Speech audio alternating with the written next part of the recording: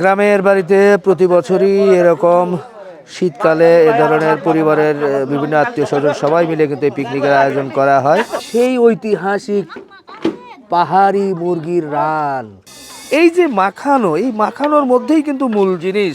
হাততালি বন্ধুরা, আজকে কিন্তু হবে আমাদের সেই পিকনিক। এরই মধ্যেই দেখছেন ধোঁয়া উঠছে। আমি চুলার পাড়ে যেতে পারছি না, কারণ ধোঁয়াতে চোখ বন্ধ হয়ে যাচ্ছে। চোখ বন্ধ হলে কি হবে, পিকনিক কিন্তু খেতেই হবে। আমাদের রান্নার জন্য প্রস্তুত মোফাজ্জল বাবুর্চি। দীর্ঘ প্রায় 30 বছর যাবত রান্না করতেছে, বয়স যদিও 40, 30 বছর যাবত রান্না করছে। তো এখানে মূলত আলু ঘাটির করার জন্য প্রস্তুতি নেওয়া হচ্ছে। ওদিকে আলু ছিলানো হচ্ছে, সুন্দর করে আলু ছিলছে। আবার অনেকেই কিন্তু সেই আলু সুন্দর করে এরকম করে, কি বলবো এটাকে, ছানছে, অর্থাৎ আলুগুলো ভেঙে নিচ্ছে। আমার চোখ দিয়ে পানি ঝরছে। এর মধ্য দিয়েও আজকের পিকনিকটাকে আপনাদেরকে একটু দেখাতে চাই। আর এদিকে কিন্তু একটু আগেই আমরা দেখছিলাম যে সুন্দর করে এখানে পেঁয়াজ এবং তেল মশলা দিয়ে সব কিন্তু এগুলো ভেজে নেওয়া হচ্ছিল। আস্তে আস্তে আমরা পুরো জিনিসটা আপনাদেরকে দেখাবো। আজকে পিকনিকের কিন্তু আরও অনেক আইটেম থাকবে, শুধু এই আলুর ঐতিহ্যবাহী আলু ঘাটি তাই নয়, আরও অনেক কিছুই থাকবে এবং বেশ মজাও আছে। সবাইকে নিয়ে সুন্দর করে সাজানো হয়েছে, সব মিলিয়ে খুব ভালো লাগবে, জমে যাবে। হ্যাঁ, তো জমে যাবে। এরই মধ্যেই মোটামুটি এখন কোন পর্যায়ে আছে? প্রায় শেষের দিকে। আরে শেষের দিকে।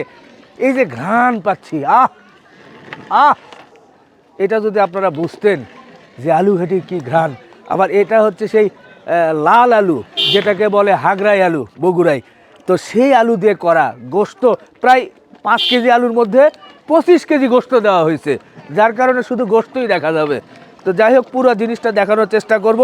কিছুক্ষণ আগে ভাজা হচ্ছে, এরপরে ধাপে ধাপে আলু ঘাটি এবং অন্যান্য রান্নাগুলো আপনাদেরকে দেখানোর চেষ্টা করব। আমাদের সাথেই থাকেন। আলু ঢালা হচ্ছে এর ভিতরে, এই যে, বাহ কি সুন্দর।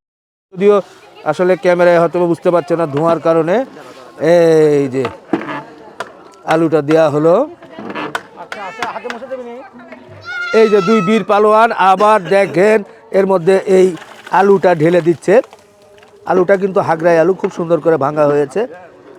এখানে কিন্তু সব কিছু দিয়ে মশলা করা হয়েছিল, একবারে কষিয়ে নেওয়া হয়েছিল। এখন দেওয়ার সাথে সাথে কিন্তু অলরেডি কালার চলে এসেছে। মনে হচ্ছে এমনিতেই সেই বগুড়ার বিখ্যাত আলু ঘাটি কিন্তু এর মধ্যে তৈরি হয়ে যাচ্ছে। আলু ঘাটি এখন একটু ঝোলঝোল আছে। এটা কিন্তু ঘাঁটতে ঘাঁটতে যত বেশি ঘাঁটা হবে তত বেশি টেস্ট হবে। আলু দিয়ে পানি দিয়ে ঘাটাঘাটি করার কারণে এর নাম হয়ে গেছে আলু ঘাটি। একেবারেই আলু কিন্তু প্রস্তুত। এবার কিন্তু মাংস ঢেলে দেওয়া হচ্ছে। এই যে মাংসগুলো সুন্দর করে এর ভিতরে ঢালা হচ্ছে। ধোঁয়াতে কিছু দেখতে পাচ্ছি না, তো মাংসটা কিন্তু এর মধ্যে মিক্স করা হলো। রোস্টের জন্য যে পাহাড়ি মুরগিগুলো আমরা এনেছিলাম, সেই বান্দরবনের পাহাড়ি মুরগি, মুরগি না খালি মোরগ, সেই মোরগ কিন্তু সুন্দর করে এখন এই যে মশলা দিয়ে মাখানো হচ্ছে। হ্যাঁ, এই যে মাখানো, এই মাখানোর মধ্যেই কিন্তু মূল জিনিস।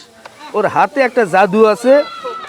এই যা মাখাবে, যদিও একটা মুরগি আস্তই রাখার কথা ছিল, পুরো আস্ত মুরগি খাবো এই চিন্তা করেছিলাম। পরে দেখা গেল যে এই শীতের মধ্যে আস্ত মুরগি খাইতে আসলে একটু কষ্ট হয়ে যাবে। তো পরে বললো আচ্ছা ঠিক আছে, কি আর করা, ছোট ছোট করে ভাগ করো, রোস্টের মতো করে 4 ভাগ করো। ভাত রান্না হয়েছে এরই মধ্যেই, সাদা ভাত। রোস্টের মুরগি কিন্তু ভাজা হচ্ছে, দেখেন এর মধ্যে কিছু রোস্ট কিন্তু এর মধ্যে ভাজা হয়েছে। ছোট বাচ্চাদের বল নিক্ষেপ। তো প্রথম যে ছোট বাচ্চা আছে সে এখন বল নিক্ষেপ করছে। সবাই, আপনারা সবাই যারা পিছনে আছেন সবাই জোরে একটা হাততালি দেন। 3, ওকে, পারে নাই 3, ওরে পার হয়ে গেছে, পারে নাই, মারো। ও পেরেছে। শুরু হয়েছে, সুরের তালে বল চলে। দেখেন বল কিন্তু ঘুরছে, যার কাছে বল এসে থামবে এবং গান বন্ধ হবে সেখানেই কিন্তু বন্ধ হয়ে যাবে বা সে আউট হয়ে যাবে। আমরা দেখি কোন জায়গায় গিয়ে বলটা শেষ হয়।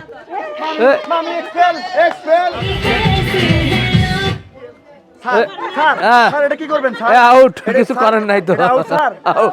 আপনি আউট। এ ওই যে চলছে তো চলছে। আপনি প্রথম, এ হচ্ছে দ্বিতীয়, সনি হয়েছে তৃতীয়। এবং প্রথম হয়েছে আমার চাচা ও! রিপন। হাততালি। এর মধ্যেই কিন্তু দেখেন সুন্দর করে খাবার দেওয়া হচ্ছে, সবার প্লেটে প্লেটে খাবার চলে গিয়েছে, সবাই বসে কিন্তু আলহামদুলিল্লাহ খাচ্ছে, ভালো লাগছে।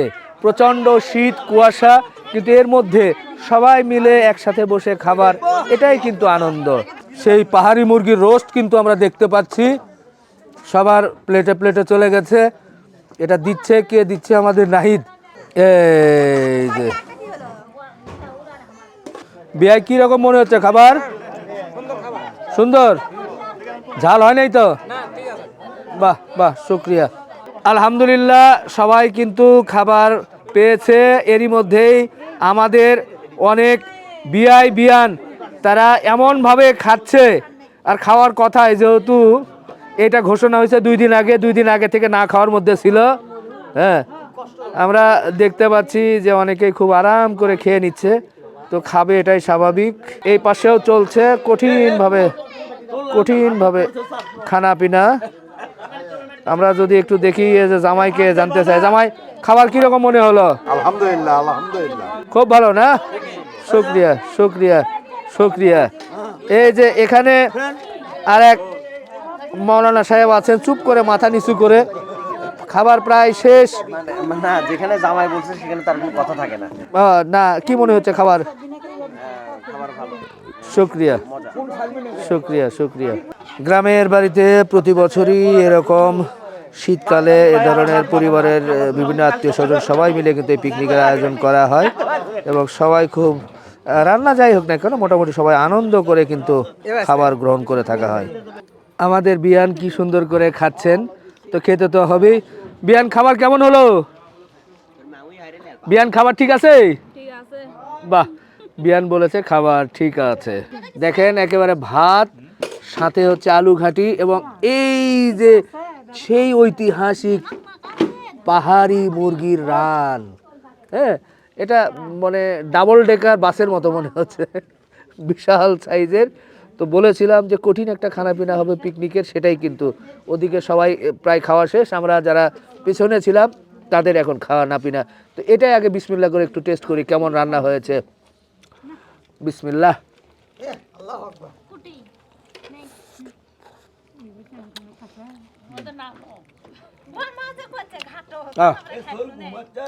আলহামদুলিল্লাহ আলহামদুলিল্লাহ, সেই টেস্ট। তবে বেশি যে জিনিসটা হচ্ছে, যেটা ঐতিহ্যবাহী খাবার, সেটা হচ্ছে আলু ঘাটি, বগুড়ার আলু ঘাটি, এটাই হচ্ছে মূল জিনিস। রোস্ট ধরেন এক একজন এক এক জায়গায়, সারা দেশেই প্রায় সারা দেশের মানুষই একই রকম খায়, কিন্তু আলু ঘাটি কিন্তু সব জায়গায় পাওয়া যায় না, বা সব জায়গায় খাবার সুযোগও নেই। আবার এখন কিছু জায়গায় করে, কিন্তু ওই রকম টেস্ট হয় না।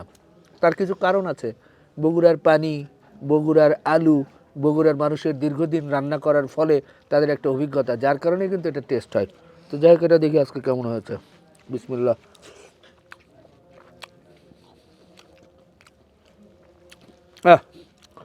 জোস, সাথে আবার ওই যে ষাঁড় গরুর গোশত। হ্যাঁ, আমার তো ছবি ভাই কি বলবো ভাই, আর বলতে চাচ্ছি না। খাবার নিয়ে এত কথা বললেও মুশকিল, আরাম করে খাইতে চাই। তো জায়গায় যে পাশে যারা খাচ্ছে তাদের কাছ থেকে একটু শুনি। পুরোটা কি মাংস নিছি আমরা? নাইদের কি অবস্থা, কেমন লাগতেছে? সেই অস্থির অবস্থা, অস্থির অস্থির আলু অস্থির লাগতেছে। আর ওই পাশে আছে সোহেল, কি রকম লাগতেছে সোহেল? এর মতো স্বাদের জিনিস আর নাই। আমার তো মনে হয় একে জিআই পণ্য হিসেবে ইয়ে করা উচিত। ওরে বগুড়ার বাহ। আলু ঘাটি। কঠিন কথা বলছে। হ্যাঁ, জিআই পণ্য, এটা যদি করা যায়, এটা অবশ্য বগুড়ার দইকে এখন জিআই পণ্য করা হয়েছে। তো ভবিষ্যতে হয়তো বা এটার যদি অথেন্টিক ওইভাবে বিষয়গুলো তুলে ধরা যায়, অবশ্যই অথেন্টিক এটা, তাহলে কোনো সময় হয়তো বা হতেও পারে। তো যাই হোক, আজকে এলোমেলো আপনাদেরকে বলেছিলাম পিকনিকের বাজার দেখিয়েছি একটি ভিডিওতে, তারপর বলেছিলাম যে ওহ মুখে লেগে গেছে আবার ভাত। যে আপনাদেরকে একটু দেখাবো, তো সেটা দেখালাম। খুব বেশি কিছু দেখানো না, খাবার নিয়ে বেশি কথা বলা যাবে না। আবার এই পাশে যদি একটু দেখা, এই যে দেখেন, এই যে বিশাল একটা জিনিস, এই যে হাঁড়িটা দেখেন, এই হাঁড়িটা দেখেই তো মন শান্তি। এই হাঁড়ির ভিতর আছে কিন্তু আসল জিনিস, এই যে বগুড়ার দই, খুব মিষ্টি দই। এটা আমরা যারা অভ্যস্ত সবসময় খেয়ে তাদের কাছে ভালো লাগে। অনেকে আবার বলেন বেশি মিষ্টি হয়, কিন্তু না। তো যাই হোক, এটা খাবার শেষে কিন্তু আমরা দই মানে এই দই দিয়ে খেয়ে থাকি। তো শেষ করি ভাই, কারণ খাবার শেষ করতে গেলে ভিডিও আরও অনেক লম্বা হবে। আপাতত শেষ করি, এ বছরের জন্য শেষ করলাম। ইনশাআল্লাহ আবার কখনো এ ধরনের আয়োজন হলে আবার আপনাদের সামনে আসবো। আল্লাহ হাফেজ।